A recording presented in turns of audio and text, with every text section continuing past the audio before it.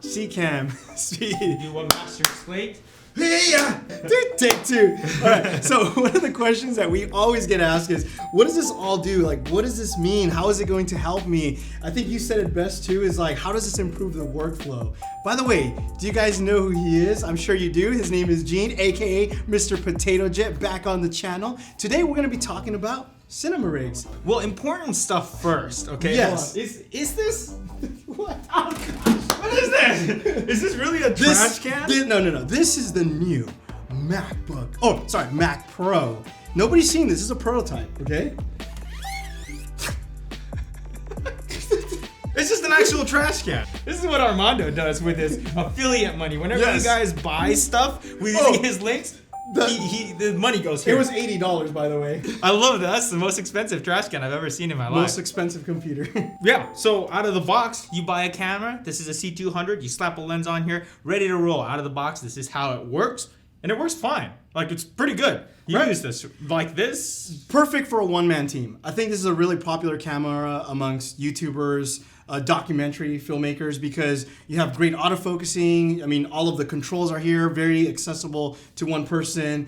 But obviously, you can rig it out and make it user-friendly for a crew.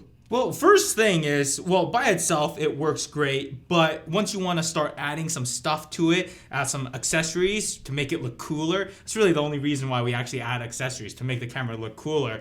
So in order to attach all that stuff, we basically need a rig, or basically a way to attach a bunch of all this crap on there. I don't even know what other stuff does, but you can't attach it right now because there's no real estate on this camera. Nope. So there's two main ways to attach accessories. One is through some of these threads you see here. Can we switch to this camera now? Yeah. So how do I switch to this camera? Hello? Hey, can you, is it switched now? Yeah, it's switched. Okay, cool. How'd you do that? All you gotta do is, oh, that's that one, dude. That one? Oh, yeah. okay. So how do I? So three. So we're on this camera? Yeah, there you go. Hey guys. Hi. Okay, so the main ways to attach accessories is probably the threads. So you have a 3/8 inch and a 1/4 inch. These are nice because this is the anti-spin, anti-turn. But yeah, through threads, that's a very popular way. We would use an arm like this to attach accessories, and the other way is through rails. So this is a 15mm lightweight setup, which is probably the most common one you'll see all around the place, but this has both. So once you slip this into its little armor here, you can attach any accessories through its thread. You have a lot of real estate to attach whatever, handles, all that stuff, and rails. So this is essentially like an adapter for this camera to fit any accessory. I like the way you said armor plate, because when you take them out in the environment, you can drop them, they start getting bumped into things. So this will also protect the camera. So with the effects of movie magic, what we're gonna do is put the camera right here and then show you what that looks like with this cage. So ready? Boom! How'd you do that? That was so fast. Movie magic. That would have taken me 22.5 minutes to do. Should we show them the 22 minutes it took us to Yes, let's Hold do on, that. stand by. You know how many ads you can place in that 22 minutes? Yeah, I can buy another cage with that money. You could. All right, so we have the cage rigged up to the C200. This is a bright tangerine cage. It's made specifically for the C200, and when you buy a cage, that will most likely be the case. Cage. Okay. So no two cages are alike. So if you have an A7 III, they make a cage specifically for an A7 III. I don't think they make a cage for your A7 III, but there's other companies like SmallRig. Who else makes a cage? Google it. Yeah, good. Just Google it. Cage, and then your camera model. Right. A bunch will come up. Right, and you'll see, like, for example, the C200 has this little side grip, and this cage obviously has the airy rosette so that you can attach it. It has these little nice cutouts right here. Another thing to keep in mind is that cinema cameras are heavy, and that's why you don't really need all that image stabilization. A lot of cinema lenses, such as this, does not come with image stabilization, and neither does the camera. So to compensate for that, a lot of times you have weight on your camera, which you can't really take something heavy and like shake it like really bad. Like you can only do it with smaller things. So once you start adding all this metal to it, then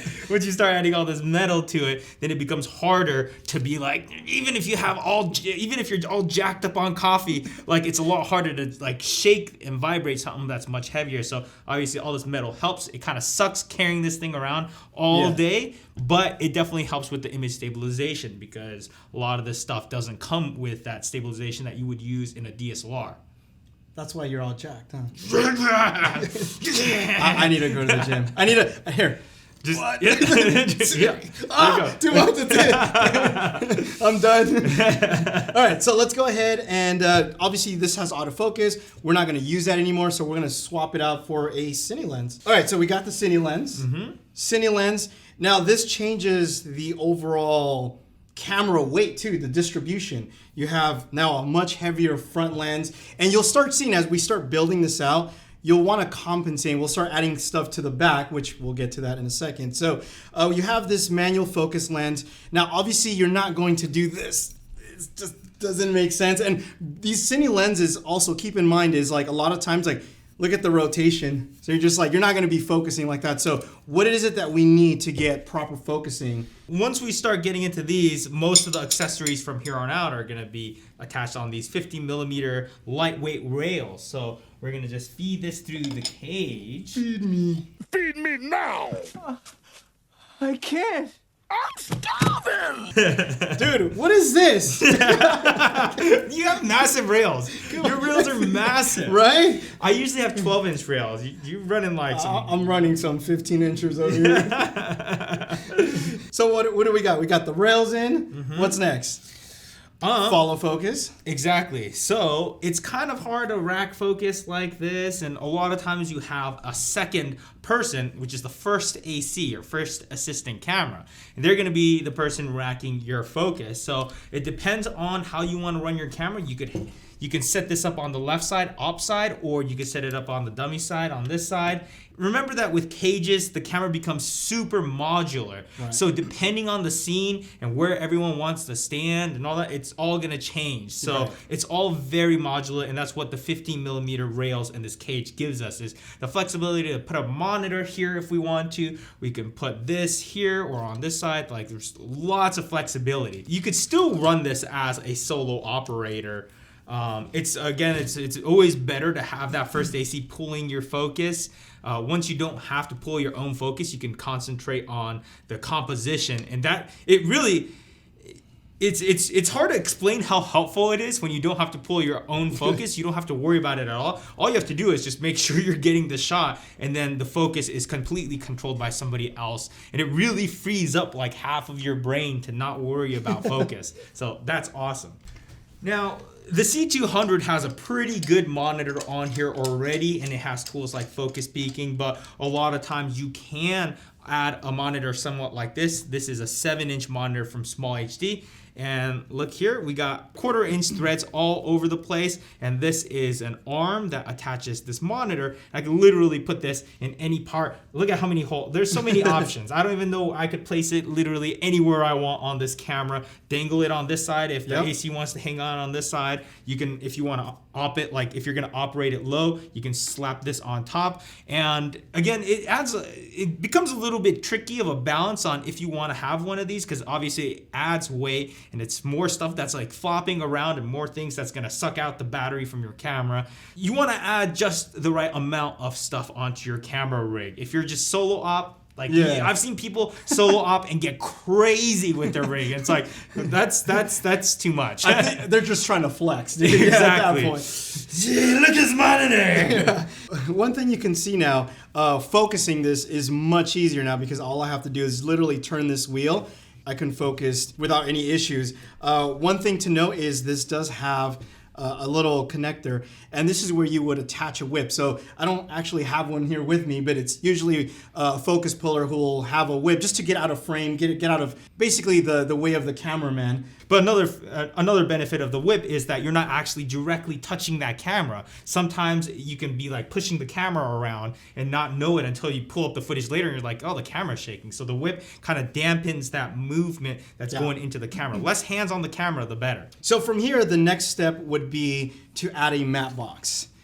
Yeah, look, it doesn't even do anything. But you put it on front, and the camera is 3 times more valuable in the client's eyes. Just look at this. This already looks like pro level status, right? Now, something about matte boxes, they are useful to some degree. One thing to note is not all matte boxes, but some of them have where you can flip this out. The reason they do this is so that when you take out the lenses, this makes it a lot easier to interchange the lenses and be able to put, for example, let's say we're on a 24, we want to put an 85. Now, I recommend, you probably agree with me on this, when you buy Cine or you rent Cine lenses, try to use the same manufacturer, because typically, like for example, most or I think all Canons are the same length.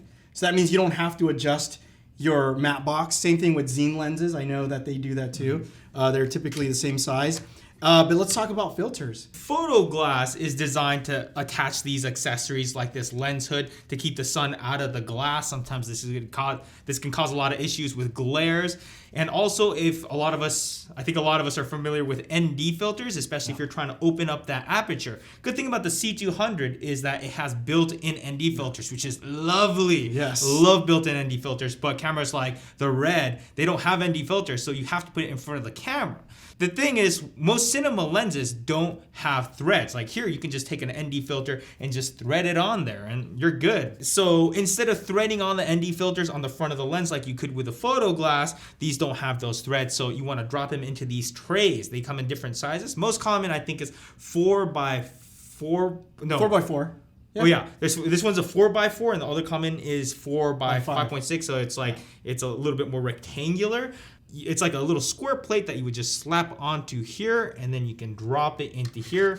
And if you're familiar with polarizers, you can drop that in there. But there's all kinds of other filters that you can drop in there. Like you could add a gradient to make like the skies a little bit more blue or orange. You can also add in like some softening filters to help with skin tones. You're filming some old people, you're gonna make them look really nice and beautiful with those filters. There's actually an actress, I forget who she was, but in her contract, she says she has to be filmed with, I think it was a ProMist filter, which helps soften up her skin. The ProMist, right. ProMist filters. Yeah, so they do add use. This does useful, but let's just be real. 90% of the people who put a matte box on their cameras just to be like, yo, look at my rig, baby. You gotta admit, this looks fire. Oh yeah. Unless you have a Red camera, then you kind of have to put one of these on, which sucks because these add a lot of bulk to your camera. So I really don't like to put matte boxes up front if I don't have to.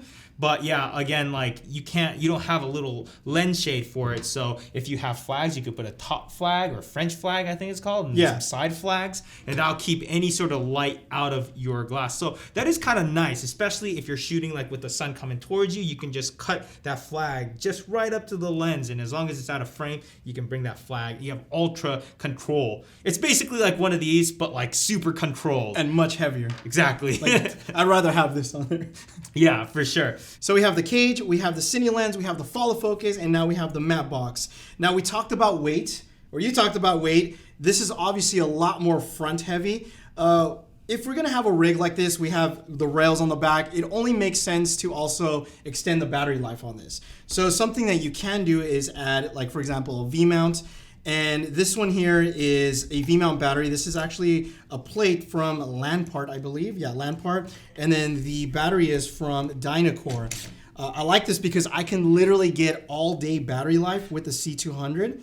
What's awesome about this V-mount is that it's a very universally accepted battery type. You go onto every movie set or film set, and usually there's a bunch of these V-mounts laying around, and Gold Mount by Anton Bauer. So between those two, almost all cameras can be powered off it. All Arri Alexis, Reds generally get powered off V-mounts. So you could literally throw this V-mount and plug it into this camera. You could plug this into a Red, power that. You could plug this into a monitor. You could power most professional grade film gear with a V-mount. So that's awesome, opposed to having a little tiny battery for every little thing. So it kind of consolidates all your batteries into one beastie beef machine battery. And it also has additional ports. For example, this has a USB port in case there's something that requires USB power. Like my phone? Yeah, exactly right. Well, by the way, we can mount your phone up here. Okay, I have the little thing to it. We're gonna do that. Perfect. We also have a D-tap, or is it P-tap? I think there's a legal reason. They're basically the same thing. They came out with the P-tap first, and then they put a patent on it, so everyone kind of released the same thing, but called it a D-tap for legal reasons. Basically the same thing. Right. So what we could do is now we just mount this on the back here, we can run a cable that will power the camera. So just run that here to our DC input. This is a LEMO to DTAP.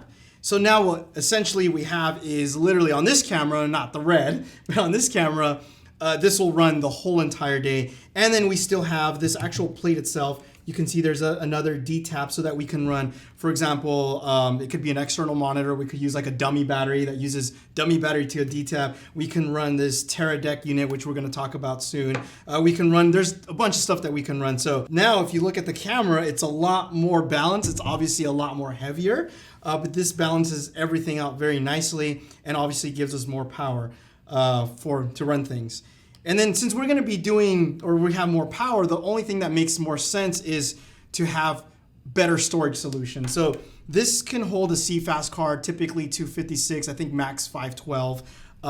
Something like this. This is the solid pod. This is made for the C200 or anything that really carries the CFast. We can mount this up here and you can see how useful, now I don't recommend you do it how I did, I just like it here, but you can see how useful this cage is because now I can have my SSD up here and I can just slap my CFast card.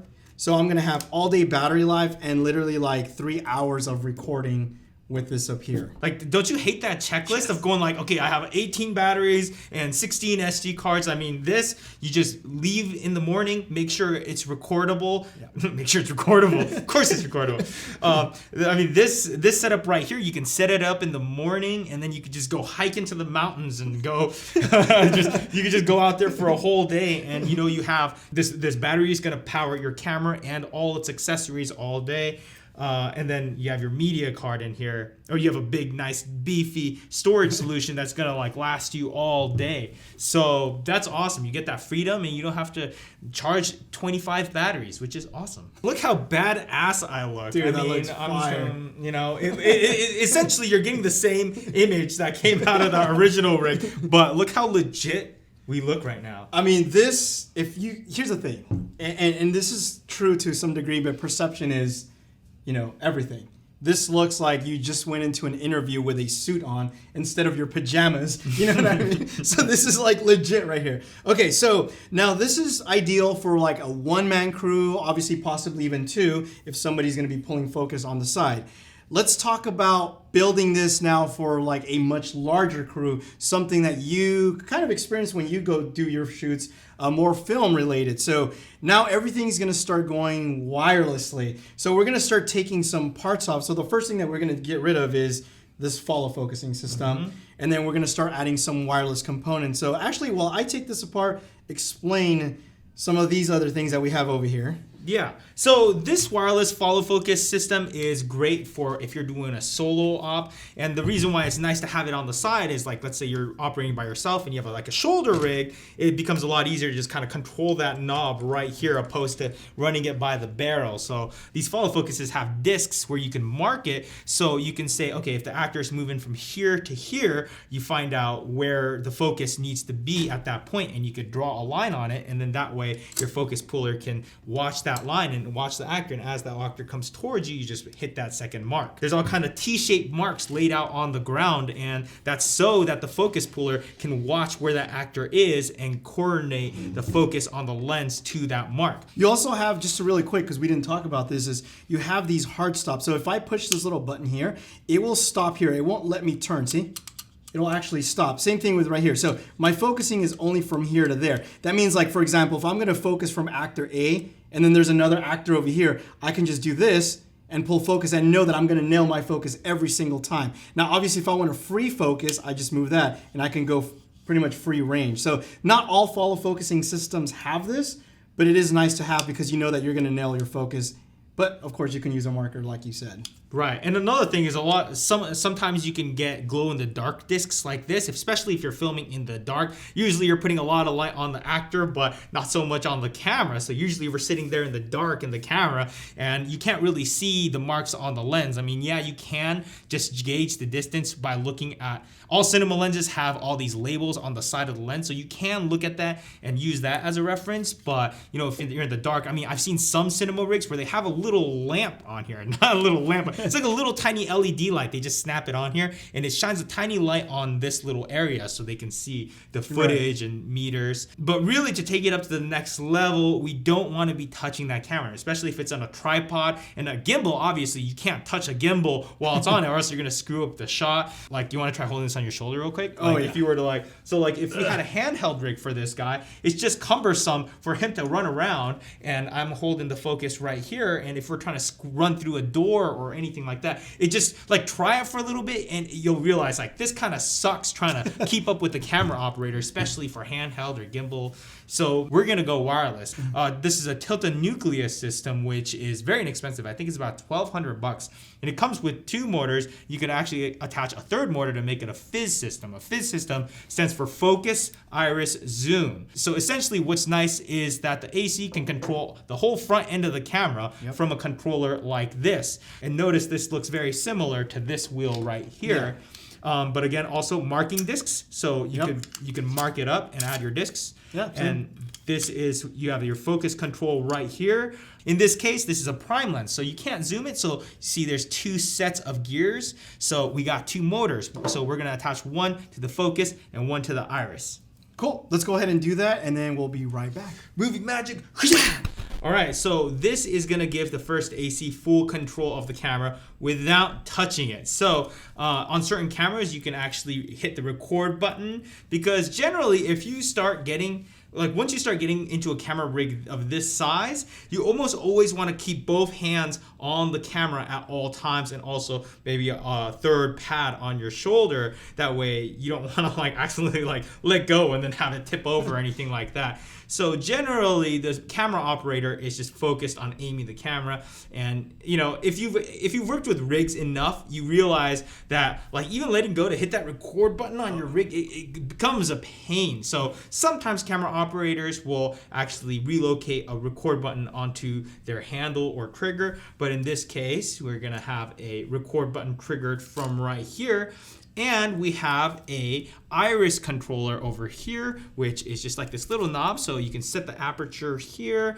So the first AC can control the exposure that you're getting through your lens, and also this big wheel, of course, is wireless focus, and this is beautiful that you can just control the focus from back here. But really the main thing is trying to get that critical focus. Now you can look at this screen and you can get pretty decent focus, or this is a T1.5. So you're getting super shallow depth of field, and yeah, you can get pretty good focus on this thing, but it's gonna be very difficult to get it perfect. So it becomes important to get a monitor off this thing, something that the AC can reference. So sometimes we'll sling a monitor off the side of here, but even better is if you can get that first AC completely separate wirelessly. Especially if it's in a dangerous situation, there could be a fire situation where and I mean fire obviously controlled, like a stunt or something like that, where there's only room for the cameraman. It could be in a car or a very closed environment where the focus puller is going to be completely separate,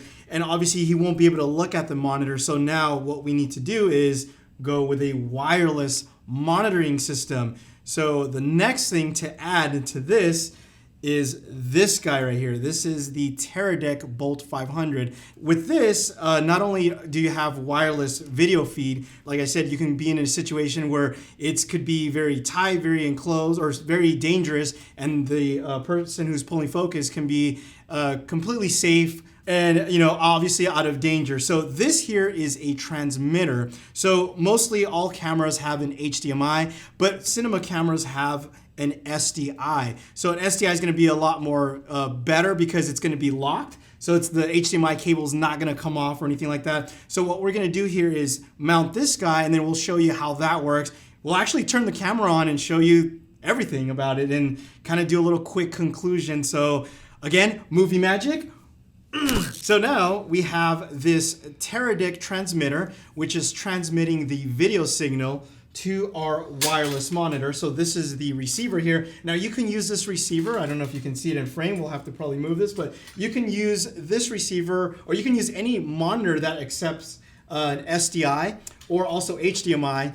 depending on which model you get. But you can use this transmitter and hook it up to, for example, like this Blackmagic design, a 7-inch video assist. I believe Teradek and SmallHD also have like this partnership where they have like a director's monitor, and this is already integrated, so you don't even have to carry this, which is a lot nicer. I gotta get my hands on one of those. But yeah, this is nice. So now, if I want to go out and film something, and I'll take this with me. Actually, let me loosen this up. So he's gonna do all the work, and I just sit here, eat a little bit of popcorn. And you can see there's literally like no lag. So anyway, I'm gonna go film something. Okay. While you talk. Bye.